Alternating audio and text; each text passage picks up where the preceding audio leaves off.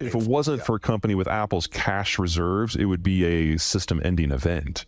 A lot of countries, a lot of companies have seen the writing on the wall for a while, and whether it was because of COVID disruptions or Trump or now the Biden subsidies, whatever it happened to be, the descent into narcissistic nationalism, people have been backing away. Labor costs are a big piece of that too, with different speeds from different starting points with different exposures. But the writing on the wall has been absorbed by everyone in the international business community, with the exception of Apple.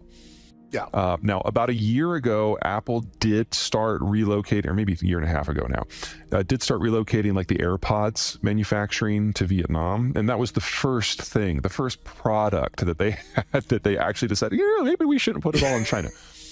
So they are the last company to come to the conclusion that there might be a problem. Now, in Apple's defense, the very concept of globalization is underwritten by the American security order. And the Americans have never said flat out that they're done. It's just kind of been a bit by bit retreat.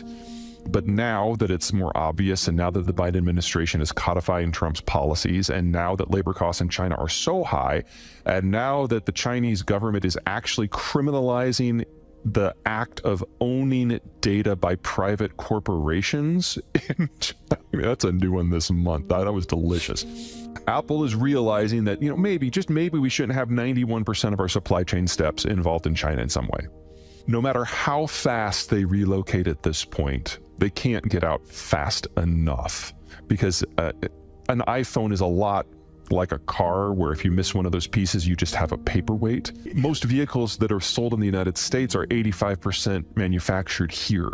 So getting the last few pieces, there's already a network effect going for you in the United States and Mexico, and to a lesser degree Canada. There's nothing like that with Apple. They're going to have to rebuild the entire ecosystem, and that is a minimum of 5 years. Cook says he would like to leave, but remember, we are now dealing with a Chinese leader who is a son of the Cultural Revolution. And if for the low price of a famine and strategic defeat and deindustrialization, he can retain power, he probably thinks that's okay. So the sort of leverage that Apple would normally have with a normal country just doesn't exist here. This was probably a conversation among people who were desperate in their own ways, who realized the person across the desk really couldn't do much to help them out. There's one slightly less bad aspect to that. Those Foxconn facilities, for the most part, this is an overgeneralization, but for the most part, they're assembly facilities as opposed to manufacturing facilities. And that means of those 91% of the supply chain steps, a lot of them, various parts come to China are assembled into another part, which is then sent out and incorporated in another part.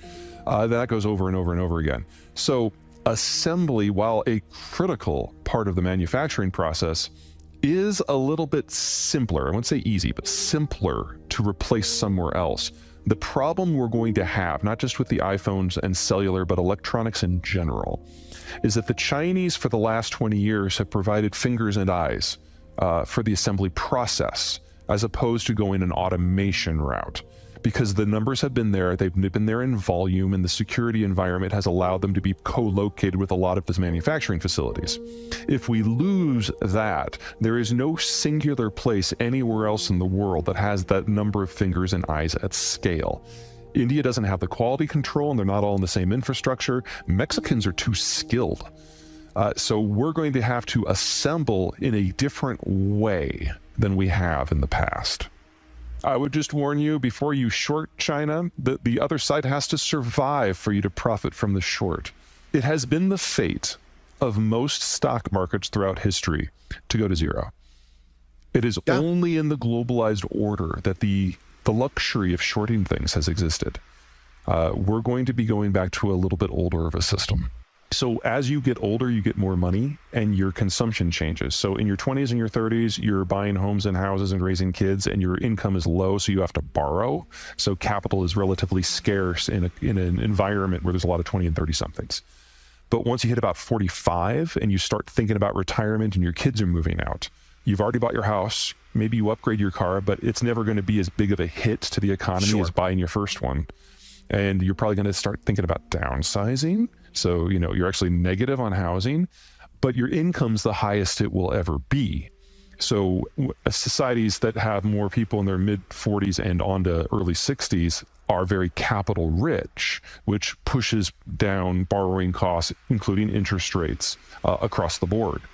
Well, during the late 60s to the mid 80s, the baby boomers were in their 20s and 30s. From roughly 1995 until roughly 2020, the baby boomers were in their late 40s to early 60s, and now they're retiring. So we've gone through, in this globalization period, one of the most capital tight environments we've ever had, followed by one of the most capital rich environments we've ever known. And now we're on the verge of mass retirement, where all the money goes away again. And what money is available isn't only available in smaller volumes, it has to support a massive and growing retirement environment. So we should expect capital costs to skyrocket regardless. And we're only in this calendar year and last calendar year at the very, very early stages of this. I would be very surprised if the headline prime doesn't hit at least 7. I think 9 is a more realistic expectation over the next year and a half. When capital is cheap, things like tech do really well because they require a lot of young people who are wired together to do things that haven't been done before, to invent new processes, to prototype, to operationalize, then ultimately to implement. We've been in that environment since 1995, and it's been great for tech overall. But now that the 20s and 30s are not available in the same numbers, labor costs are going up. Now that the baby boomers are retiring, labor costs are going up more, capital availability is going down. So tech was always going to crash. That was always hardwired in. But when the Fed looks at this, they're looking at a demographic crisis because they know that outside of the United States, Mexico, and a very small handful of other countries, there just aren't enough countries out there that have a lot of people in their 20s and 30s who consume. Well, what is monetary policy if not a set of tools to regulate consumption? Is Silicon Valley in trouble? Yeah, that was going to happen anyway. Do we have some banks under pressure? Yes, the most vulnerable ones are linked to Silicon Valley. That's not a surprise. Do we have tools to deal with the rest of the banking environment? Yes. Will they be enough? We're going to find out. Yeah. But it's not an unknown for them. What the unknown for them is if they don't get enough conventional monetary policy tools, interest rates, in their back pocket soon enough, forget this potential recession. We just exited the last period ever of global demographically led growth. And if they don't have enough tools for the next recession, the one that's an American-centric recession, the best case scenario for the United States is that we will turn into Japan and never...